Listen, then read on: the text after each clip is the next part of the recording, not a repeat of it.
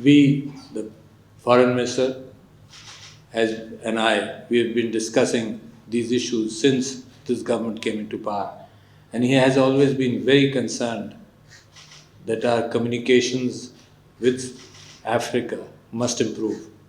I can remember innumerable meetings in this regard, and I think this is a good step, therefore, to organize a conference whereby the Foreign Ministry of Pakistan, the government of Pakistan can express its directions, its goals as far as the African continent is concerned, to be able to share our narrative with the envoys here and our own envoys in Africa. Of course, such interactions provide very valuable opportunity for all stakeholders to come together, have an in-depth discussion, discourse, and to plan for the future, which is the intent when we want to say that we want to continue improving our relations. It's been a good history. Our Pakistan's interaction with Africa has had a brilliant history, in fact, in supporting the freedom struggles, especially in North Africa, working against apartheid, and then in peacekeeping in Africa.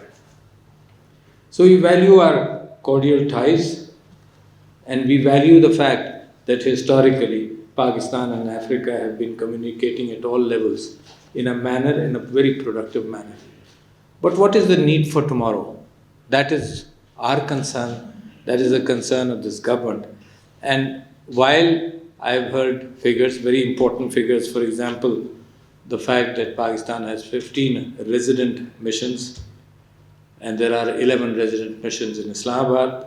There are 54 countries in Africa, 1.2 billion people, and 2.3 trillion in GDP of Africa. A huge population, a huge continent.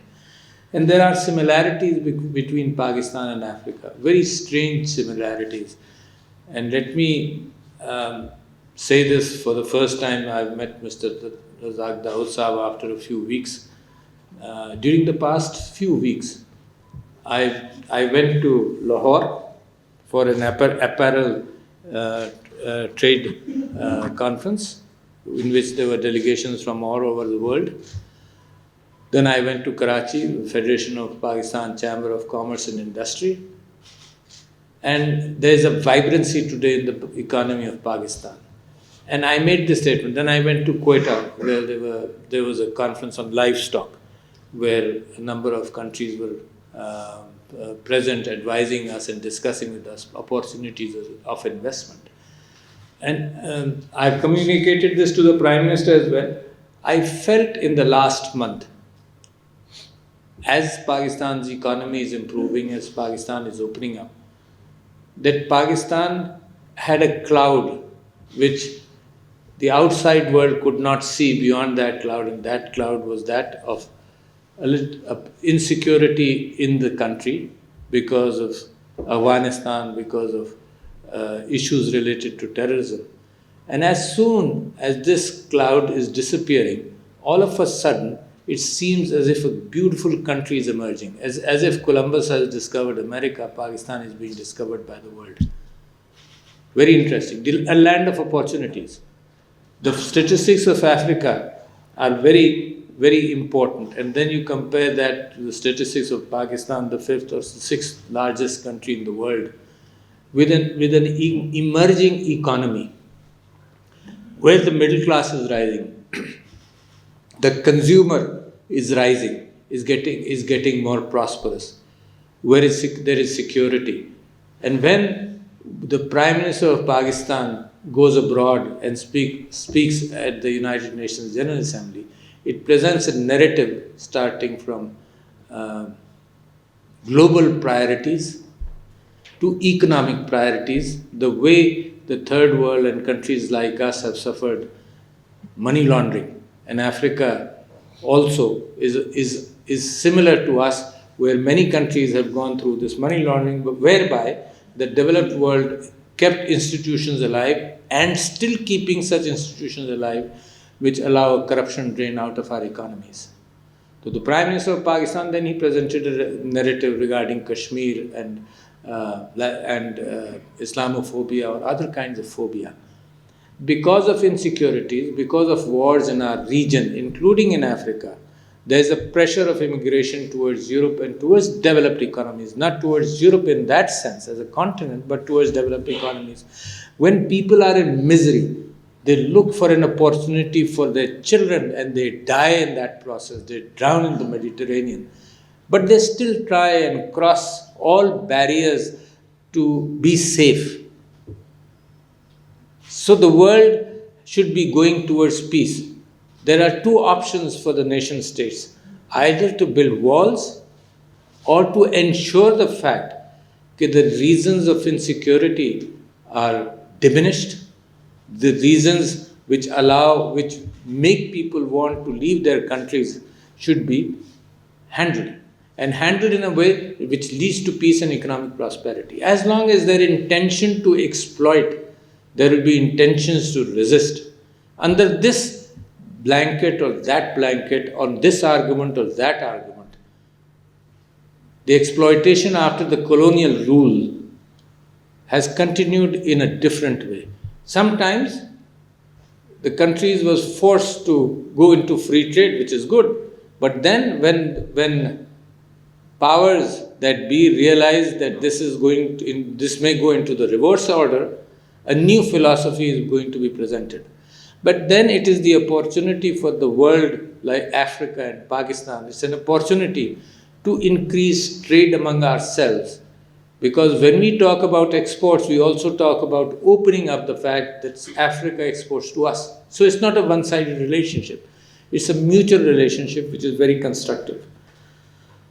So, looking at that, and our own envoys are here. So my message would be for Africa in general, but particularly also for our own envoys. This is the best opportunity which I can have to communicate what I think is very important. Now, we think that the issues are common between Africa and Pakistan, and whenever we have issues we can talk about, think about, we must first have a consensus within the country and between countries regarding what are our priorities. Our priorities, the Prime Minister of Pakistan, as soon as he made his first speech, he talked about peace. And then he linked that peace to issues of poverty and health and illiteracy. And these are issues which are common to Pakistan and majority of African countries and even in our neighborhood. It is unfortunate that his initiative was not welcomed in that manner. But it doesn't matter. If it gets rejected by a belligerent country in our neighborhood, it doesn't matter. Our goal will not change. Our direction will not change. That is our narrative. This is a narrative of peace. That's a narrative of the benefits of peace.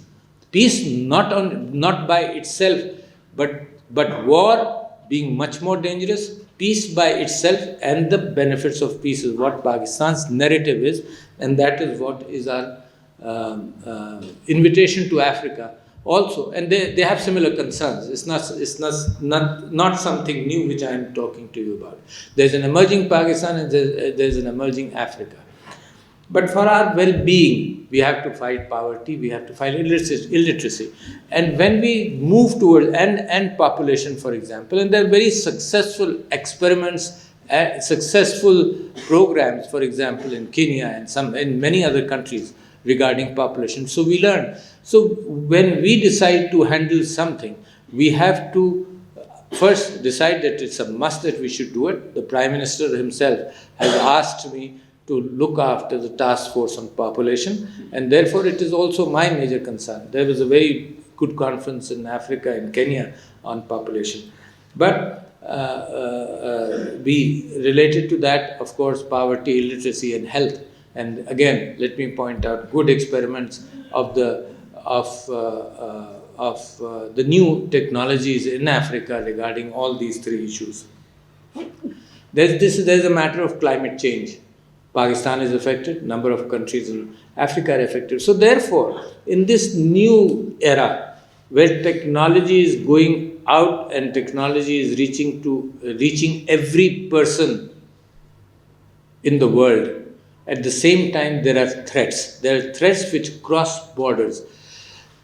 I remember an ecological and environmental threat with the locusts. Locusts moved from one country, from some African country, towards the Middle East and then towards Pakistan. Those were the few international threats I could think of then. But today, with global warming, with the environmental impact of global warming, every country is under threat. And I met for example, the chairman of SAARC today is Nepal, and I was suggesting to the Prime Minister of Nepal that we must have a SAARC conference on environment. So therefore, environment is our common concern. The Foreign Minister talked about defense cooperation. Very important in the sense, defense cooperation, in the sense that we must manage our securities well. There is no other country in the world, let me repeat this for our friends who are ambassadors here and for our envoys who are abroad. You must show your strengths. When you open up shop for anything, you show your strengths. And one of your very important strengths is what Pakistan has learned over the last 30 or 40 years. Very important. Countries are falling into those traps which Pakistan has gotten out of. So the best way we can propagate our narrative, talk about peace, is trying to tell people that this is what we've learned. We've learned that polarization within our society is bad.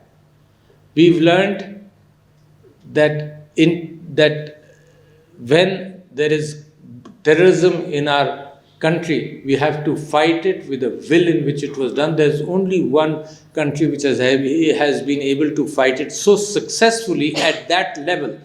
Countries may have fought small episodes, but Pakistan has fought the biggest episode of terrorism. And when we look at the Middle East on our west and beyond, a lot of countries have failed, and it has led to devastation. So that is our strength as far as security is concerned. The ability to provide security, the ability to fight terrorism, the fact that we do not polarize our own societies. And unfortunately, while Afghanistan is coming to peace, in our neighborhood, there are in our neighborhood, the country is falling into those traps where they're polarizing their own people. So this is the beauty of Pakistan when we talk about our strengths. Infrastructure is a big change which Africa needs. There are countries, our friend China is investing in CPEC, in OBOR, One Belt, One Road, and in fact improving infrastructure there. So I think there are two important things for our envoys when we go. The third I will tell you later. One is trade. And I am thankful that the advisor on trade is here. And I would like to mention one fact, that the embassies, there are two things again, trade and tourism, encouraging people to come to Pakistan. What tourism does is it's not the matter of revenues which we are talking about.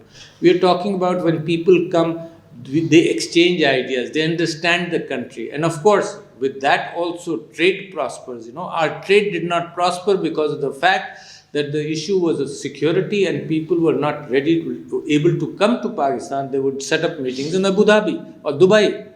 So, with improving security, we must encourage tourism and therefore trade. The third thing for our envoys who are abroad, I would like to relive what I faced, and I must have visited 30 or 40 countries over the past 10, 15 years. And what I expect from our envoys abroad is courtesies, and they are courteous. I would like to state that. People expect courtesies. Pakistanis, when they are in trouble, they expect the embassies to react. Sometimes you're understaffed, I understand that. But just hearing them, taking time out, hearing the issues is important. They have been outstanding when some people get into trouble, but maybe we need to do better in that respect. I also, therefore, believe that from 15, Pakistan's resident embassies should increase. And let me suggest to my dear friend, the Foreign Minister, and my dear friend, the Minister of Commerce, that look at the possibility of 2 member missions, an ambassador and a trade counselor. Pakistan, as it's improving its own economy, it may be constrained as far as money is concerned, but look at possibilities, because unless we are present, an ambassador sitting in and then holding papers for representing in 5 countries, of course he can do that, but it would be far better that we may have in the beginning just 2 member missions, because these are the 2 most important things. That our narrative, our international narrative.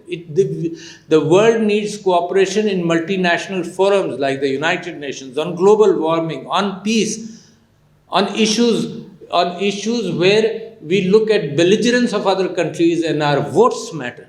When our votes matter, the communication between Pakistan and Africa is very important for world peace, for world issues like the environment. So I wanted to suggest that both these ministries, and relevantly both ministers are here, and I suggest that both these ministries staying in their own frame of reference, but cooperating in this sense that I have 2 member missions.